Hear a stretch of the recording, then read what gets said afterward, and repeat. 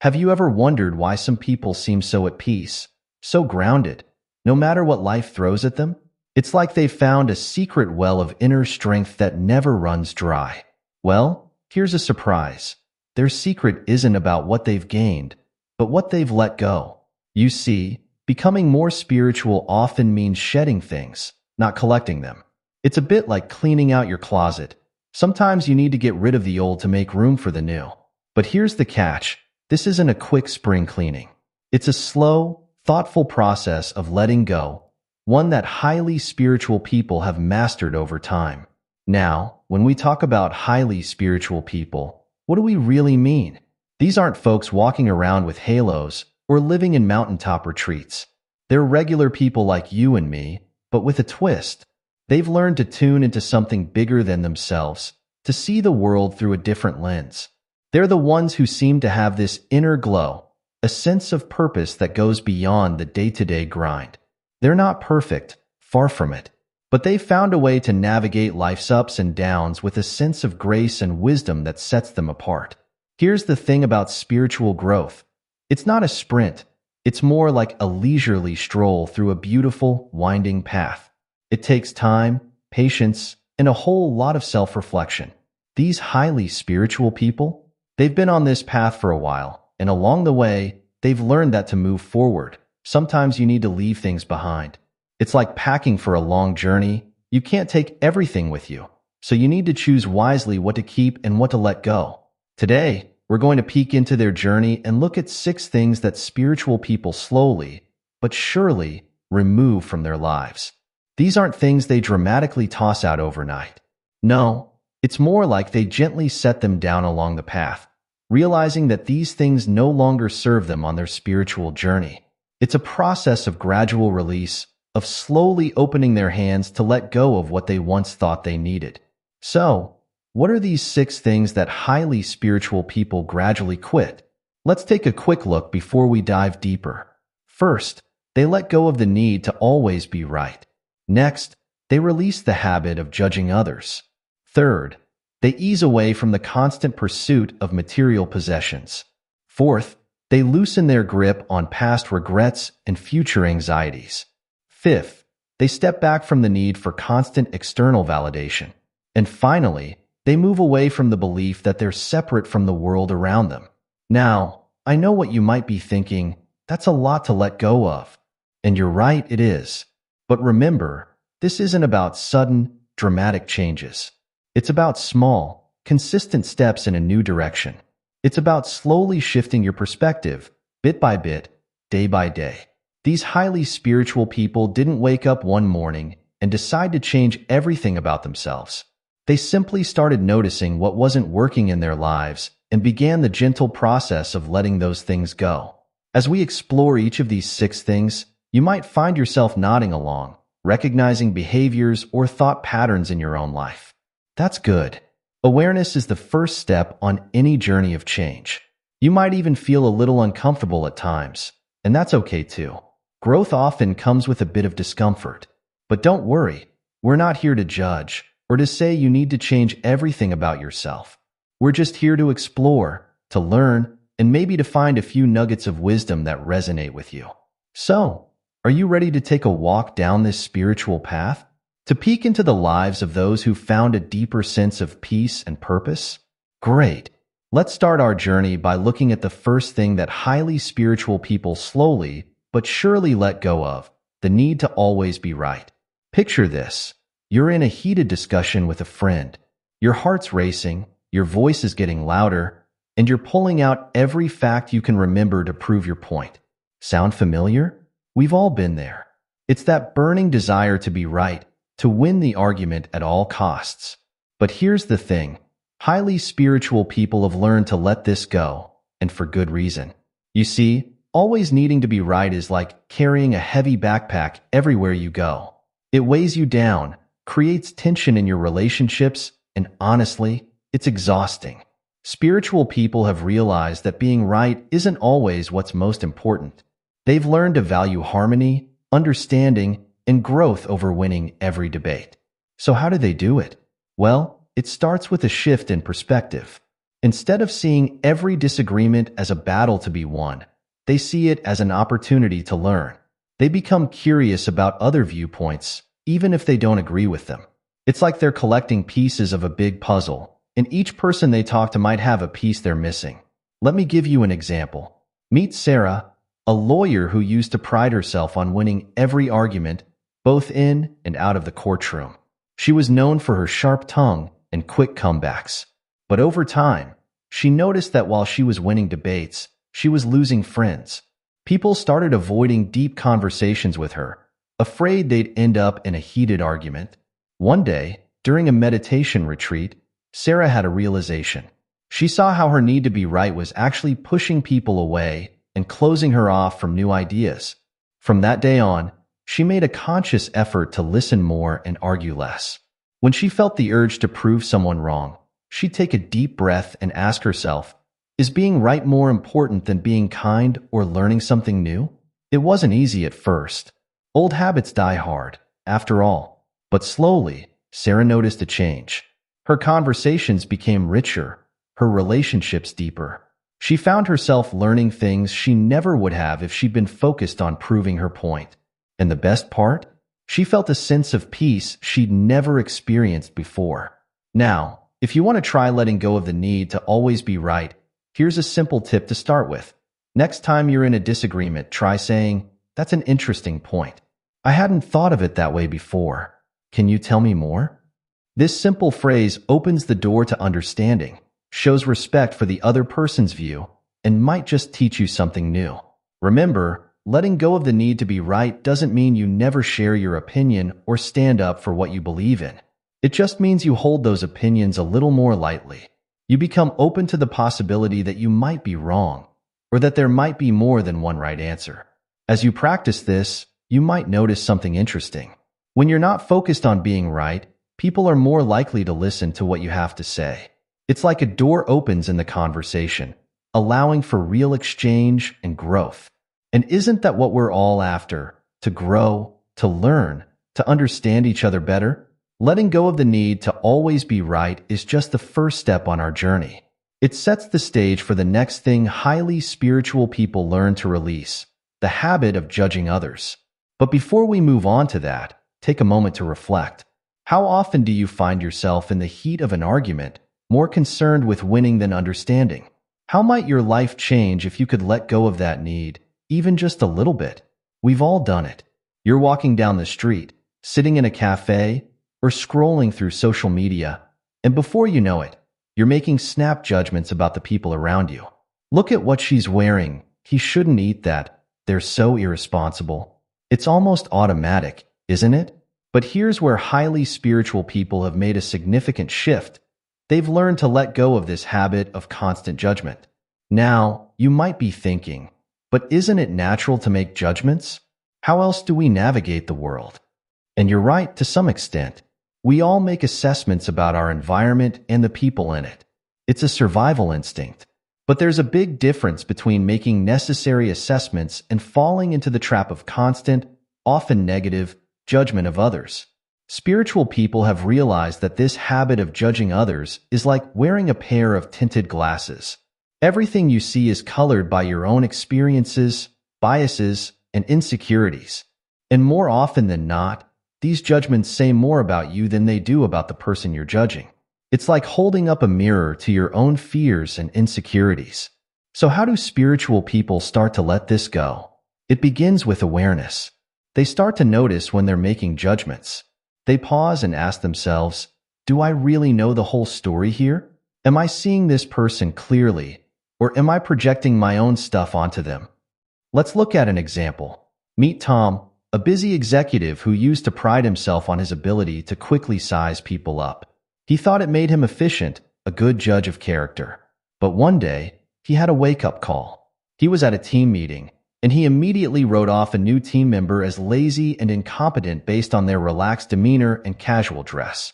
Later, he found out that this new team member had stayed up all night to finish a crucial project, saving a major client account. Tom was shocked. He realized how close he'd come to dismissing someone valuable just because they didn't fit his idea of what a good employee looked like. From that day on, Tom made a conscious effort to suspend judgment. When he caught himself making snap decisions about people, he'd stop and remind himself, there's always more to the story. He started asking more questions, listening more deeply, and giving people the benefit of the doubt. It wasn't easy. Tom had to confront some uncomfortable truths about himself, his own biases, his fears, his need for control. But as he practiced, he noticed something amazing. His relationships, both at work and in his personal life, became richer and more authentic. People opened up to him more, and he found himself continually surprised and delighted by the depth and complexity of the people around him. If you want to start letting go of the habit of judging others, here's a simple practice to try. When you catch yourself making a judgment about someone, pause. Take a deep breath. Then, try to come up with 3 possible positive explanations for whatever you were judging. This simple act can open your mind to new possibilities and help you see people in a more compassionate light. Letting go of judgment doesn't mean you become a pushover or that you never form opinions. It just means you hold those opinions more lightly. You become more open to being proven wrong, to being surprised, to learning new things about people and the world around you. As you practice this, you might notice some interesting side effects. For one, you'll probably find that you're judging yourself less harshly too. There's often a direct link between how we judge others and how we judge ourselves. As you become more compassionate towards others, that compassion tends to flow inward as well. You might also find that you feel more connected to the people around you. When you're not constantly creating separation through judgment, you start to see the common humanity in everyone. You begin to understand that everyone is fighting their own battles, everyone has their own story, and everyone is doing the best they can with what they have. This letting go of judgment is closely tied to our next point, the release of the constant pursuit of material possessions. But before we move on, take a moment to reflect. How often do you find yourself making snap judgments about others? How might your life and relationships change if you could let go of that habit, even just a little bit? Remember, this isn't about becoming perfect overnight. It's about taking small steps towards a more open, compassionate way of being in the world. We live in a world that's constantly telling us we need more.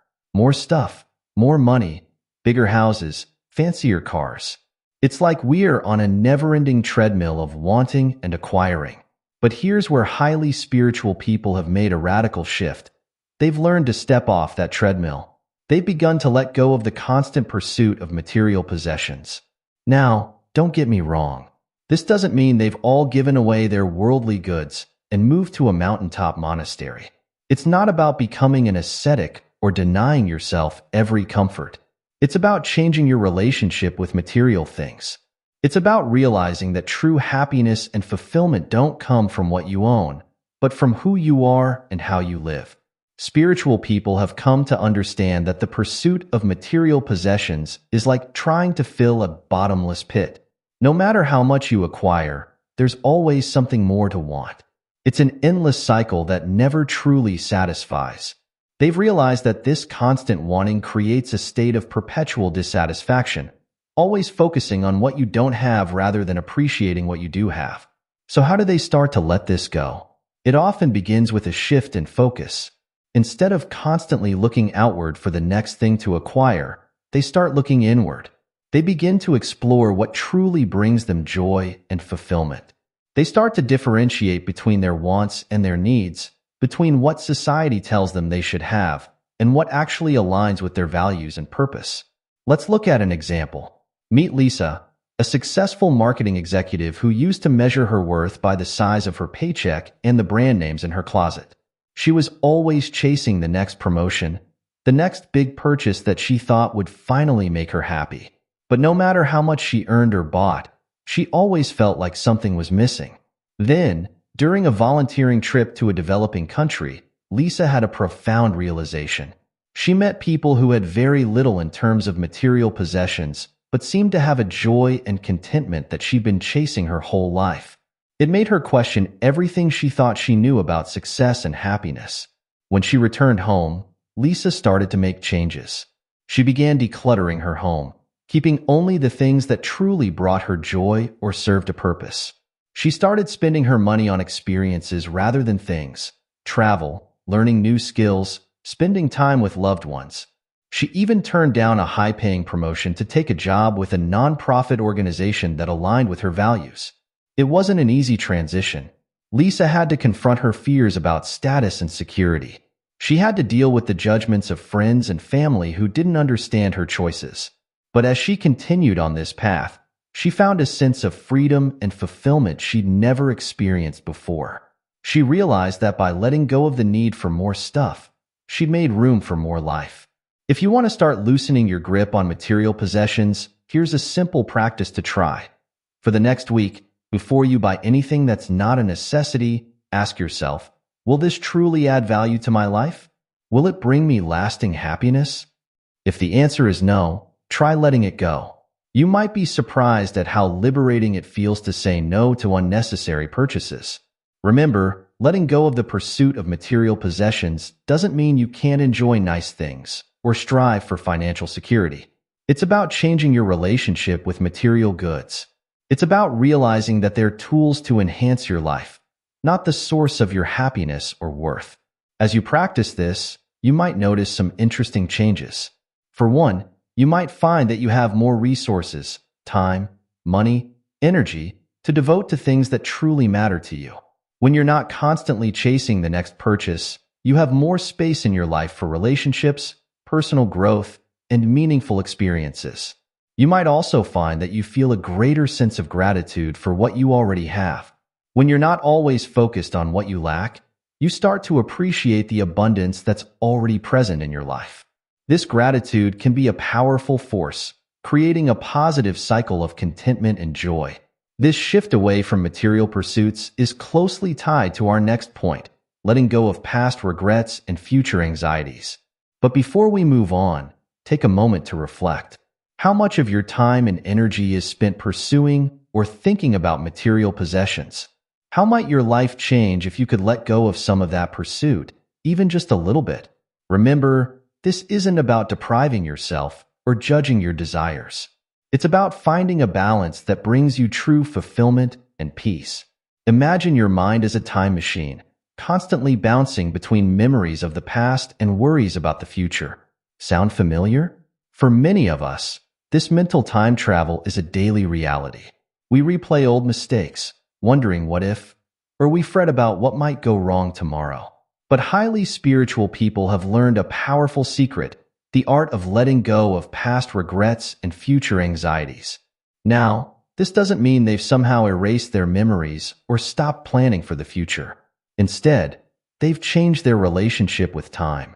They've learned to live more fully in the present moment, understanding that the past is unchangeable and the future is unknowable. This shift isn't about forgetting or ignoring, but about freeing yourself from the emotional weight of regrets and worries. So how do spiritual people begin to release this mental baggage? It often starts with acceptance. They accept that the past, with all its mistakes and missed opportunities, cannot be changed. They accept that the future, with all its possibilities and uncertainties, cannot be controlled. This acceptance doesn't happen overnight. It's a practice, a gradual loosening of the grip these thoughts have on their minds. Let's look at an example. Meet David, a middle-aged teacher who used to be haunted by a career decision he made in his 20s. He turned down a promising job opportunity abroad, choosing instead to stay in his hometown. For years, he tortured himself with what-ifs, convinced that his life would have been better if he'd made a different choice. At the same time, he was constantly anxious about his future, worrying about everything from his retirement savings to potential health issues. David's turning point came during a mindfulness retreat. There, he learned to observe his thoughts without getting caught up in them. He started to notice how much time he spent mentally reliving the past or rehearsing for the future, and how little time he spent fully engaged in the present moment. He realized that all this mental time travel was robbing him of the joy and opportunities right in front of him. From that point on, David made a conscious effort to catch himself when his mind wandered to past regrets or future worries. When he noticed these thoughts, he'd gently bring his attention back to the present moment. The feeling of his breath, the sound of the wind in the trees, the warmth of the sun on his skin. He started keeping a gratitude journal, focusing on the good things in his life right now. It wasn't easy at first. Years of habit aren't broken overnight. But slowly, David noticed a change. He found himself more engaged in his work, more present with his family and friends. He still remembered the past and planned for the future, but these thoughts no longer dominated his mind. He discovered a sense of peace and contentment that he'd never experienced before. If you want to start letting go of past regrets and future anxieties, here's a simple practice to try. Set aside 5 minutes each day for a mini meditation. Sit comfortably, close your eyes, and focus on your breath. When you notice your mind wandering to the past or future, gently bring your attention back to your breath. Don't judge yourself for these thoughts, just notice them and let them go. With practice, you'll find it easier to stay present throughout your day.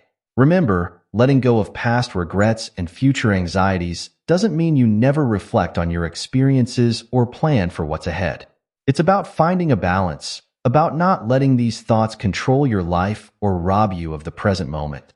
It's about understanding that true peace and happiness can only be found in the here and now. As you practice this, you might notice some profound changes.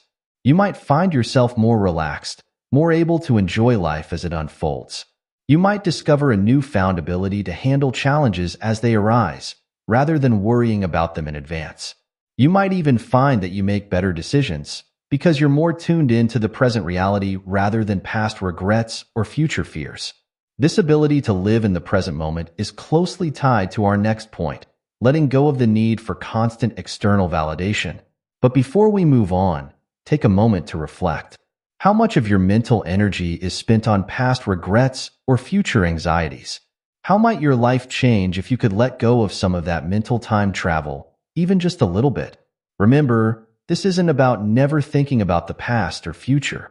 It's about finding a balance that allows you to live more fully in the present moment. We live in a world of likes, shares, and constant feedback. From social media to performance reviews at work, it often feels like our worth is measured by how others perceive us. But highly spiritual people have discovered a profound truth. True self-worth comes from within, not from the opinions of others. They've learned to gradually let go of the need for constant external validation. Now, this doesn't mean they've become completely indifferent to what others think. We're social creatures, after all, and relationships are important. What it means is that they've stopped basing their self-worth and happiness on the approval of others. They've learned to trust their own inner compass, to value their own thoughts and feelings, even when they don't align with popular opinion. So how do spiritual people begin to release this need for external validation? It often starts with self-awareness. They begin to notice how much of their behavior is driven by the desire for approval or fear of disapproval. They start to question whose standards they're trying to meet, their own, or someone else's. This awareness is the first step towards change. Let's look at an example. Meet Emma, a young artist who used to obsess over the number of likes her work received on social media. She'd spend hours crafting the perfect post, then anxiously check her phone every few minutes to see the response. If a piece didn't get as much attention as she hoped, she'd feel crushed, doubting her talent and worth as an artist. Emma's turning point came after a conversation with a mentor. This experienced artist asked Emma a simple question. If you were the only person who ever saw your art, would you still create it? This question hit Emma hard. She realized she'd become so focused on external validation that she'd lost touch with her original love for art. From that day on, Emma made a conscious effort to reconnect with her intrinsic motivation. She started keeping some of her favorite pieces private, creating just for the joy of it. When she did share her work, she practiced detaching from the response. Instead of obsessively checking likes and comments, she'd post and then put her phone away, focusing instead on starting her next piece. It wasn't an easy transition. Emma had to confront her fears of not being good enough and her dependency on others' approval. But as she continued this practice, she noticed a profound shift. Her art became more authentic, more daring. She found herself taking creative risks she never would have before. And ironically, as she became less dependent on external validation, her work began to resonate more deeply with others. If you want to start letting go of the need for external validation, here's a simple practice to try. The next time you accomplish something you're proud of, big or small, take a moment to acknowledge it yourself before sharing it with others. Give yourself a mental pat on the back, or write down what you're proud of in a journal. Practice being your own cheerleader, rather than always looking to others for approval. Remember, letting go of the need for external validation doesn't mean you never care what others think or that you never seek feedback. It's about finding a balance, about valuing your own opinion as much as, or more than, the opinions of others. It's about building a strong internal foundation of self-worth that isn't easily shaken by external judgments. As you practice this, you might notice some interesting changes. You might find yourself making decisions more easily, trusting your own judgment rather than constantly seeking others' opinions. You might feel more authentic in your relationships, able to express your true thoughts and feelings without fear of disapproval. You might even find that you're more compassionate towards others, because you're no longer comparing yourself to them or seeking their validation. This inner sense of self-worth is closely tied to our final point, letting go of the belief in separation from the world around us. But before we move on, take a moment to reflect. How much of your behavior is driven by the need for approval or fear of disapproval? How might your life change if you could let go of some of that need for external validation, even just a little bit? Remember, this isn't about becoming completely indifferent to others. It's about finding a balance that allows you to value your own worth and live more authentically. Have you ever felt completely alone, even in a crowded room? Or looked at the world around you and felt like an outsider, separate from everything and everyone? This sense of separation is something many of us experience, but it's also something that highly spiritual people have learned to let go of. They've come to understand a profound truth, that we are all interconnected, part of a greater whole. Now, this doesn't mean they've lost their sense of individuality or personal boundaries. Instead, they've expanded their sense of self to include more than just their individual ego. They've learned to see the connections between all things, to understand that their actions ripple out and affect the world around them, just as the world constantly influences them. So how do spiritual people begin to release this belief in separation? It often starts with a shift in perception. They begin to notice the ways in which they are connected to others and to the world around them. They start to see how their thoughts, words, and actions affect others, and how they in turn are affected by the world around them. This awareness gradually breaks down the illusion of separation. Let's look at an example. Meet Michael, a busy executive who used to see himself as completely separate from his environment. He viewed nature as something to be conquered or exploited, and saw other people primarily in terms of what they could do for him. He lived in a state of constant competition, always trying to get ahead, often at the expense of others. Michael's perspective began to shift during a challenging time in his life. Burnout and feeling isolated, he decided to take a solo hiking trip. Alone in nature for the first time in years, he had a profound experience. As he sat by a mountain stream, he suddenly felt a deep sense of connection to everything around him: the trees, the water, the earth beneath him. He realized that he wasn't separate from nature, but a part of it. This realization began to extend to his relationships with other people. He started to see how his actions affected those around him, and how their well-being was connected to his own. He began to make decisions not just based on what was good for him personally, but what was good for his team, his community, and the environment. It wasn't an overnight transformation. Michael had to confront many of his old beliefs and habits. But as he continued to nurture this sense of interconnection, he noticed profound changes in his life. His relationships deepened, his work became more fulfilling, and he found a sense of purpose and belonging he'd never experienced before. If you want to start letting go of the belief in separation, here's a simple practice to try. Each day, try to perform one act of kindness without expecting anything in return. It could be as simple as holding the door for someone, offering a sincere compliment, or picking up a piece of litter in your neighborhood. As you do this, reflect on how your action might ripple out and affect others. This practice can help you start to see the interconnections between yourself and the world around you. Remember, letting go of the belief in separation doesn't mean you lose your individuality. or that you have to agree with everyone and everything. It's about expanding your sense of self, about recognizing that you are part of a larger whole. It's about understanding that what affects one affects all. As you practice this, you might notice some profound shifts in your life. You might find yourself feeling more compassionate towards others, understanding that their struggles and joys are not so different from your own. You might feel a greater sense of responsibility towards the environment, seeing it not as something separate from you, but as an extension of yourself. You might even find a deeper sense of purpose as you begin to see your life in the context of the larger whole. This sense of interconnection brings us full circle, tying back to all the other things we've discussed, letting go of the need to be right, of judgment, of material pursuits, of past and future, and of external validation. When we truly understand our interconnection with all things, these other attachments naturally begin to fall away. As we conclude our exploration of these 6 things that highly spiritual people gradually let go of, take a moment to reflect. How might your life change if you could let go of the belief in separation, even just a little bit? How might it change your relationships, your work, your sense of purpose? Remember, this journey of letting go is not about achieving perfection or reaching some final destination.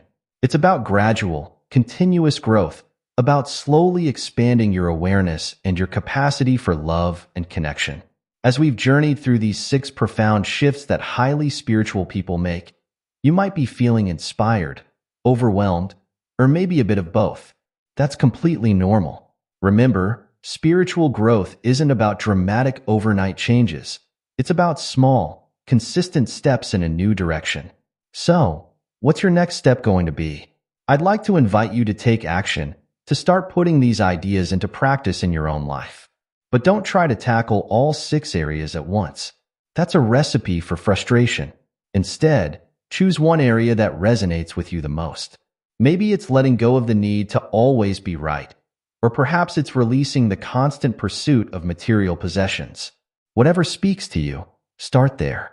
Here's a simple challenge. For the next week, focus on that one area.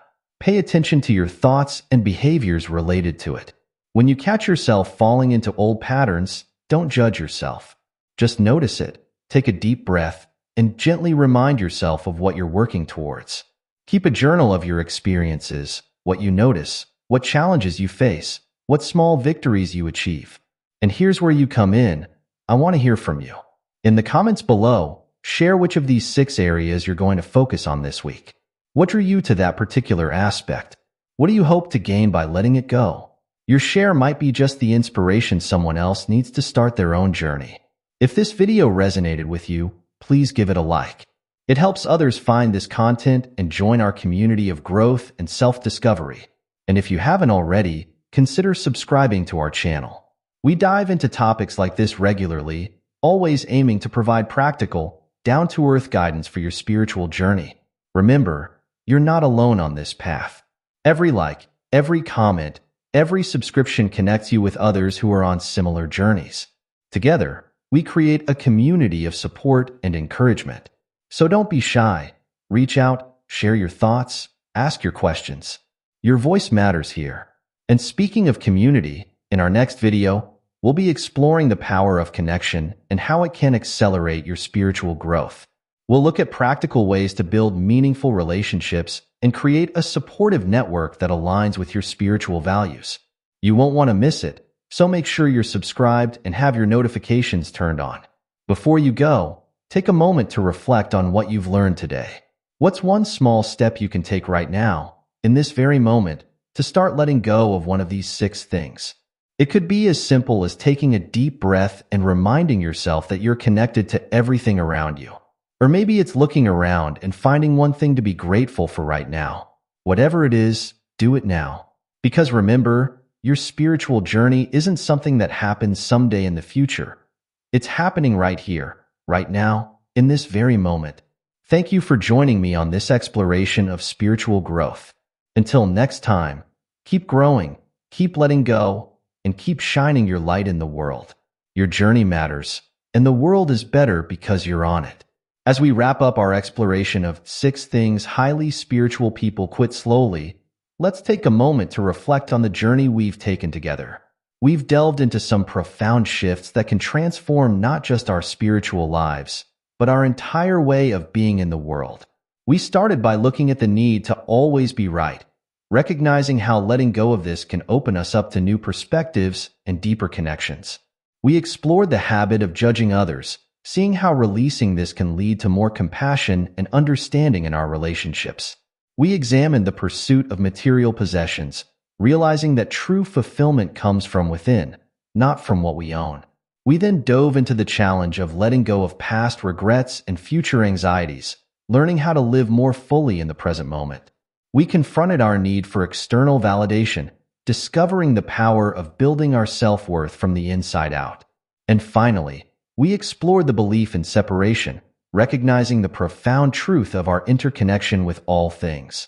These 6 areas of letting go are not separate, isolated changes.